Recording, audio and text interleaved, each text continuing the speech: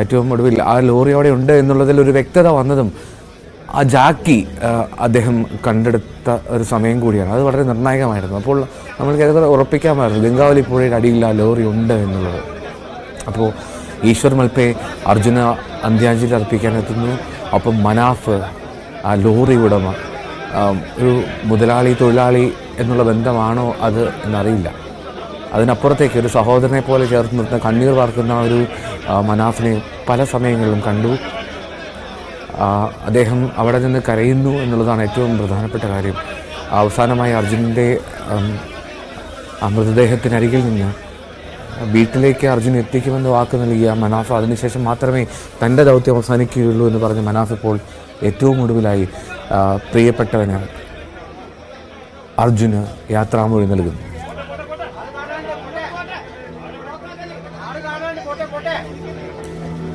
ആളുകൾ തിങ്ങി നിറഞ്ഞെത്തി നിൽക്കുന്ന സമയമാണ്.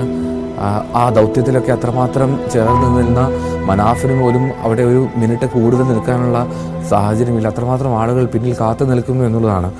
അത് സ്വാഭാവികവുമാണ്. അത് നമുക്ക് നിയന്ത്രിക്കുന്നതിനും അപ്പുറത്താണ് എന്നുള്ളതാണ് പ്രധാനപ്പെട്ട കാര്യം.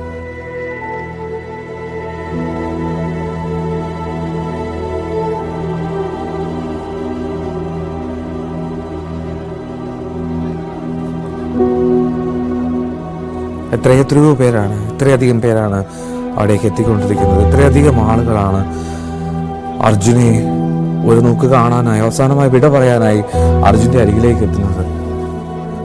അർജുൻ ഇനി ആ വീട്ടിൽ നിത്യവിശ്രമത്തിലായിരിക്കും. പക്ഷേ അതിനുമപ്പുറം അർജുൻ എന്ന ആ സഹോദരൻ അന്ത്യാഞ്ജലി അവസാന ദിവസത്തിൽ ഒരു പിടി ചാരമായി മാറുന്നതിന് മുമ്പ് അർജുന് യാത്രാമൊഴി നൽകാൻ ഒരു നാടൊന്നാകെ, ഒരു കേരളം ഒന്നാകെ ഇങ്ങനെ ഒഴുകിയെത്തിക്കൊണ്ടിരിക്കുകയാണ് ആ ഗ്രാമത്തിലേക്ക് എന്നതാണ് ഏറ്റവും പ്രധാനം. അർജുനെ കാത്ത്, അർജുനായി സ്നേഹം നൽകാൻ, അർജുനൻ്റെ കുടുംബത്തെ ചേർത്ത് നിർത്താൻ ഇങ്ങനെ വെമ്പൽ കൊള്ളുന്ന ഒരു സമൂഹത്തെ നമുക്കവിടെ കാണാൻ കഴിയുന്നു എന്നുള്ളതാണ്. ഒരായിരം അർജുന്മാർ ആ കണ്ണാടിക്കലിൽ ഇപ്പോഴുണ്ട്. 1000 അർജുൻ്റെ സഹോദരന്മാരും അർജുൻ്റെ ജ്യേഷ്ഠ സഹോദരന്മാരും ഒക്കെ അവിടെ ഉണ്ട് എന്നുള്ളതാണ്. അർജുനെ മകനായി കാണുന്ന 1000 അമ്മമാരുണ്ട് അവിടെ. ഇവരെല്ലാം ചേർന്ന് ആ കുടുംബത്തിന് കൈത്താങ്ങാകട്ടെ. നമുക്കെല്ലാം ചേർന്ന് ആ കുടുംബത്തിൻ്റെ സങ്കടത്തിൽ, ആ കുടുംബത്തിൻ്റെ ശൂന്യതയിൽ അവിടെ ഉണ്ടാകുന്ന ഒരു ഇരുട്ടിൽ വെളിച്ചമായി മാറാൻ നമുക്ക് കഴിയട്ടെ എന്നുള്ളതാണ് പ്രധാനപ്പെട്ട കാര്യം.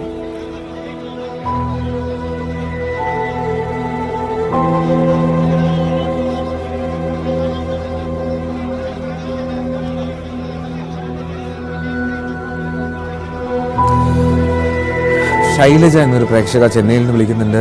ശൈലജ കുറേ നേരമായി ഹോൾഡ് ചെയ്യുന്നു എന്നറിയാം, ക്ഷമിക്കുക. ശൈലജ പറയൂ. ഇല്ല, ഞാൻ അന്ന് എന്ന് അർജുനൻ പോയോ ആ ദിവസം തൊട്ട് ദിവസം ഞങ്ങൾ ഈ TV രാവിലെ എഴുന്നേറ്റ TV ഓൺ ചെയ്യാത്ത ഒരു ദിവസം പോലും ഇല്ല, എന്തായി എന്നുള്ള അപ്ഡേറ്റ് അറിയാൻ വേണ്ടിട്ട്. 72ാം ദിവസം അത് കട്ടിപ്പോ ഏതോ ഒരു ആൻസർ അവരുടെ വീട്ടിൽ കിട്ടിയില്ലോ എന്ന് വിചാരിച്ച് ഞങ്ങൾ ഒത്തിരി സമാധാനം കിട്ടി. എന്നാലും അർജുനൻ മരിച്ചിട്ടില്ല. കേരളത്തിലെ എല്ലാവരുടെ മനസ്സിലും അർജുനനുണ്ട്. പക്ഷെ നമ്മുടെ നാട്ടിലെ കൂട്ടായ്മ, ഞാൻ ചെന്നൈയിലാണ്, ബട്ട് കേരളത്തിലാണ് എൻ്റെ വീട്, ചെന്നൈയിൽ സെറ്റിൽഡ് ആണ്. എന്നാലും നമ്മുടെ കേരളത്തിലെ കൂട്ടായ്മ അത് പറഞ്ഞറിയിക്കാൻ കഴിയും. അതിനുവേണ്ടി മാത്രമാണ് ഫോൺ ചെയ്യുന്നത്, അവരുടെ വീട്ടിന് അനുശോചനം അറിയിക്കാൻ വേണ്ടി. ഒത്തിരി വിഷമമുണ്ട്. എന്നാലും അർജുനെ നമുക്കൊരു ആൻസറായിട്ട് നമുക്ക് കിട്ടിയല്ലോ, അതിലൊരു സമാധാനവും നമുക്ക് എല്ലാവർക്കും ഉണ്ട് എന്ന് ഞാൻ വിചാരിച്ചു. ഉറപ്പായും ശൈലജ, ഉറപ്പായും കേരളത്തിന്റെ കൂട്ടായ്മയും കേരളത്തിന്റെ സ്നേഹവും ഒക്കെ അത് അത്തരത്തിൽ തന്നെയായിരിക്കും. വേണ്ടി പ്രയത്നിച്ച എല്ലാവർക്കും ദൈവം എല്ലാവരെയും അനുഗ്രഹിക്കട്ടെ. റൈറ്റ്. പാലക്കാട് നിന്ന് സതീഷ് എന്നൊരു പ്രേക്ഷകൻ. സതീഷ് പറയും. സതീഷ് കേൾക്കാമോ?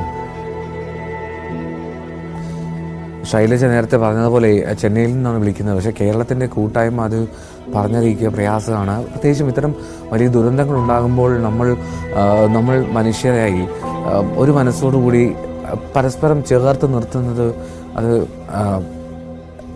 എങ്ങനെയൊക്കെ പറഞ്ഞറിയിക്കുക എന്നറിയില്ല.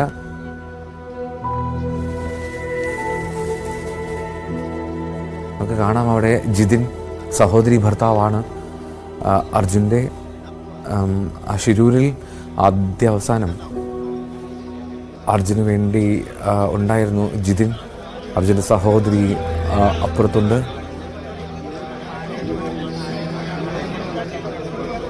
ഇന്നലെ ആംബുലൻസിൽ അർജുനൊപ്പം ഉണ്ടായിരുന്ന ആളാണ് ജിതിൻ, ഒപ്പം അഭിജിത്ത്. രണ്ടുപേരുമാണ് ആംബുലൻസിലുണ്ടായിരുന്നത്.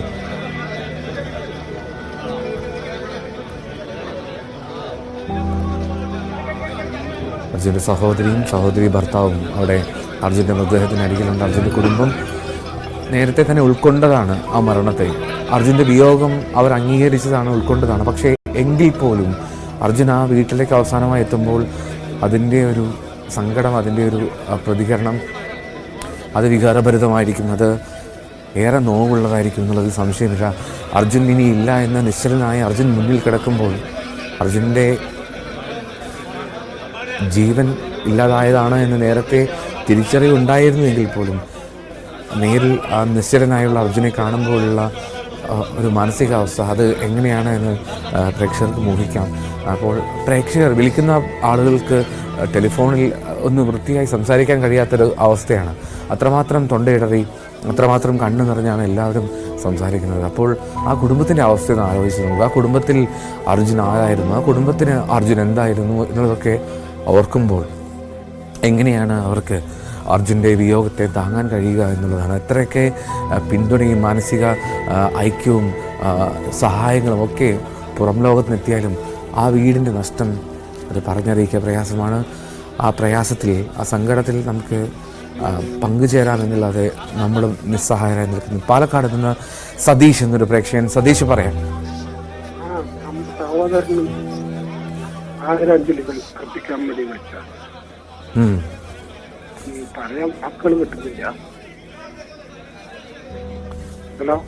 പറഞ്ഞോളൂ സതീഷ്, കേൾക്കുന്നുണ്ട്.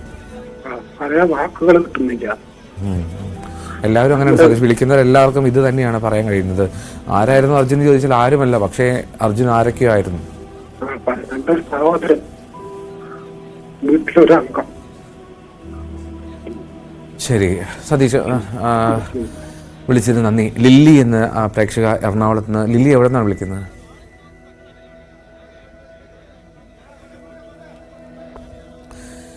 കണ്ണീർ കടലായി കണ്ണാടികൾ മാറുമ്പോൾ അവിടെ സ്നേഹവായ്പോടും കൂടി 1000 ഹൃദയങ്ങളുണ്ട് എന്നുള്ളതാണ് ഏറ്റവും പ്രതീക്ഷ നൽകുന്ന, പ്രത്യാശ നൽകുന്ന ഘടകം.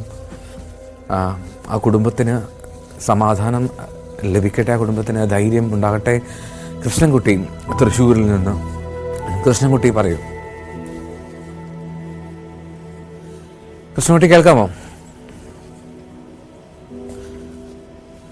കണ്ണാടിക്കലിലെ ആ ഗ്രാമത്തിലേക്ക് ആയിരക്കണക്കിന് ആളുകളാണ് എത്തിക്കൊണ്ടിരിക്കുന്നത് അർജുനെ കാണാൻ. ആ ഗ്രാമം ഇതുവരെയും ഉൾക്കൊണ്ടിട്ടില്ലാത്ത അത്രയും ആളുകൾ ഒരു സാധാരണക്കാരൻ്റെ അവസാന യാത്രയിൽ പങ്കുചേരുന്നു എന്നുള്ളതാണ്. ഒരു നാടൊന്നാകെ നിശ്ചലമായി നിൽക്കുന്ന ഒരവസ്ഥ കേരളം ഇന്നോളം കണ്ടിട്ടുണ്ടാകില്ല. ഇതുപോലൊരു സംസ്കാരമോ ഇങ്ങനെയൊരു വിയോഗമോ ഒന്നും. അതും മരണം സംഭവിച്ചു എന്നുള്ള തിരിച്ചറിവുണ്ടായിട്ടും അർജുനെ മടക്കി അയക്കാൻ ആഗ്രഹമില്ലാത്ത ഒരു നാടായി നമ്മൾ മാറുന്നു. ഒറ്റ മനസ്സായി, ഒറ്റ ശബ്ദമായി നമ്മൾ നിന്ന് അർജുൻ്റെ വീട്ടുമുറ്റത്ത് നിൽക്കുകയാണ്. പ്രേക്ഷകർക്ക് വിളിക്കാം, പ്രേക്ഷകർക്കും ഒരുപാട് പേർ ആഗ്രഹിക്കുന്നുണ്ടായിരുന്നിരിക്കാം ആ വീട്ടുമുറ്റത്തെത്തി അർജുന് അവസാനമായി ഒരു യാത്രാമൊഴി പറയണമെന്ന്. നമ്മൾക്ക് നേരിട്ട് പരിചയമില്ലാത്ത ആളാണെങ്കിൽ പോലും എങ്ങനെയൊക്കെയോ നമുക്ക് പ്രിയപ്പെട്ടവനായ ആളല്ലേ അവൻ. അർജുന് അനുശോചനം അറിയിക്കണമെങ്കിൽ ഈ കാണുന്ന ഫോൺ നമ്പറിൽ വിളിക്കാം. ടെലിഫോണിലൂടെ അനുശോചനം പ്രേക്ഷകർക്ക് ടി വിയിലൂടെ അറിയിക്കാം. അത് പ്രേക്ഷകർക്ക് അങ്ങനെ അറിയിക്കാൻ ആഗ്രഹമുണ്ടെങ്കിൽ മാത്രം. എന്തായാലും കണ്ണീർ കടലായ ഒരു ഗ്രാമം മാറുന്ന സാഹചര്യമാണ്.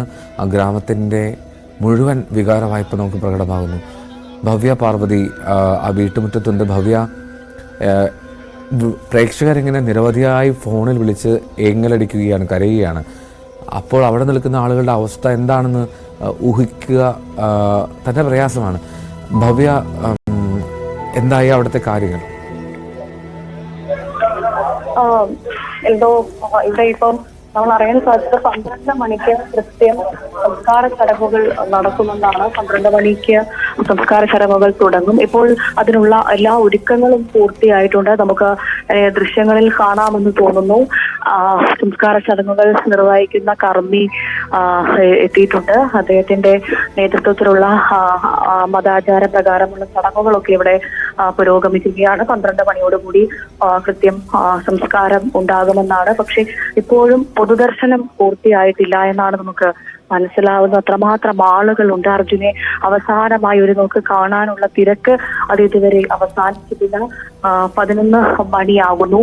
12 മണിയോടുകൂടി എന്തായാലും ചടങ്ങുകൾ ആരംഭിക്കും, ചടങ്ങുകൾ തുടങ്ങുമെന്നാണ് മനസ്സിലാക്കുന്നത്. സംസ്കാര ചടങ്ങുകൾ 12 മണിക്ക് ഉണ്ടാകുമെന്നാണ് ഇപ്പോൾ അറിയുന്നത്. അതിനുള്ള ഒരുക്കങ്ങളെല്ലാം പൂർണ്ണമായി കഴിഞ്ഞ ദിവസം തന്നെ സംസ്കാരത്തിനുള്ള ഒരുക്കങ്ങൾ തുടങ്ങിയിരുന്നു. ഇപ്പോഴിതാ കർമ്മയടക്കം എത്തി ചടങ്ങുകൾ ആരംഭിച്ചിരിക്കുകയാണ്.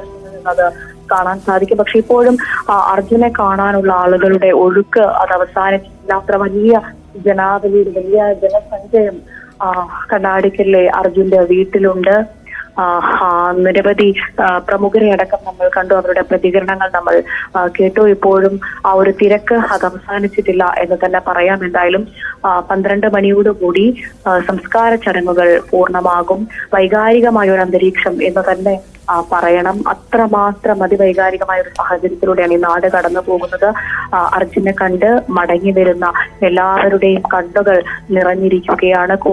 കൈകളോടെ ഇറങ്ങി വരുന്ന ആളുകളെ, അമ്മമാരെ, സഹോദരിമാരെ ഒക്കെയാണ് നമുക്കിവിടെ കാണാൻ സാധിക്കുന്നത്. ഇന്നത്തെ ഒരു ദിവസം അർജുനായി മാറ്റിവെച്ചു കണ്ണാടിക്കൽക്കാർ, മലയാളികൾ എന്ന് വേണമെങ്കിൽ നമുക്ക് പറയാൻ സാധിക്കും. കാരണം